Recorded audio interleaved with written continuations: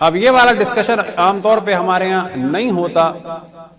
عام طور پر جب جناب ام البنین کی شادی کا ذکر ہوتا ہے تو ڈائریکٹ گفتگو شروع ہوتی ہے کہ حضرت عقیل سے مولا امیر المومنین نے فرمایا، کیونکہ وہ انساب میں بہت ماہر تھے، کہ ایسے خاندان سے میرا رشتہ جوڑو کہ جس سے مجھے ایک بہت شجاع اولاد ملے.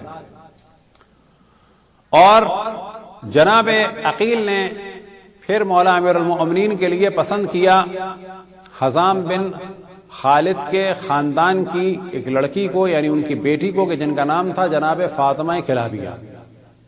اب یہاں پہ تاریخ میں بیان ہوا کہ مولا امیر المومنین علیہ السلام کی جانب سے جب جناب عقیل رشتہ لے کے گئے تو پہلی چیز تو یہی بہت عظیم تھی کہ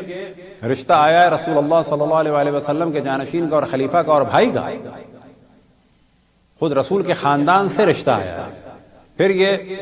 کہ رشتہ بھی جو ہے رسول کے خاندان کے اور بھی بہت سارے افراد ہیں. یہ رشتہ آیا ہے کس کا؟ کہ جو اس زمانے میں بھی عظمت اور شوکت اور ہیبت اور شجاعت میں بہت زیادہ ماہر ہیں، یعنی مولا امیر المومنین علیہ السلام. اور یہ بھی وہ خاندان ہے کہ جو شجاعت میں بہت ماہر ہے.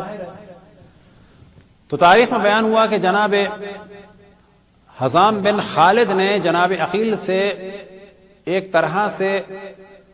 نہ نہیں کی، لیکن جو مشورہ دیا وہ یہ دیا کہ مولا امیر المومنین کا مقام بہت زیادہ بلند ہے اور ہم لوگ بادیہ نشین ہیں، یعنی صحرا میں رہنے والے لوگ ہیں، اور میری بیٹی جو ہے وہ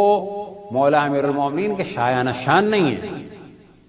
کیونکہ اس کا علم جو ہے وہ بہت ہی ابتدائی قسم کا ہے، اس کی معرفت جو ہے ابتدائی قسم کی ہے، اور یہ شایانہ شان نہیں ہے علی ابن ابی طالب کے. لیکن جناب عقیل نے اصرار کیا تو انہوں نے کہا کہ میں جا کے اپنی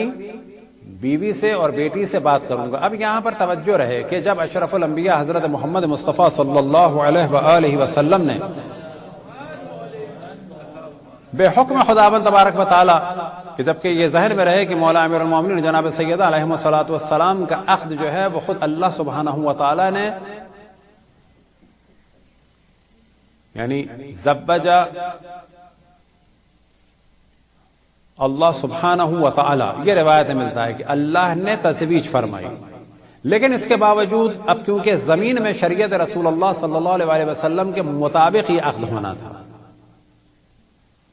جو کچھ آسمان میں ہوا وہ ہوا، اب کیونکہ زمین میں اس شریعت کے مطابق ہونا ہے کہ جو اللہ سبحانہ و تعالی نے اشرف الانبیاء میں نازل فرمائی. اس کی ایک شق کیا ہے کہ لڑکی خود اجازت دے گی، باوجود یہ کہ اللہ سبحانہ و تعالی کا حکم ہے، باوجود یہ کہ اللہ سبحانہ و تعالی راضی ہے، رسول اللہ صلی اللہ علیہ وسلم راضی ہے، لیکن اجازت کس سے لینی ہے؟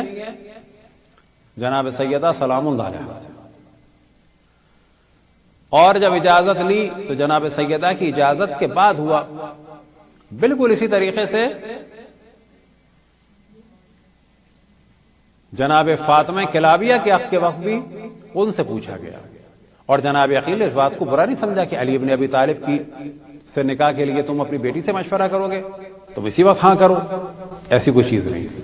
برحمتك يا أرحم الراحمين وصلى الله على محمد وآله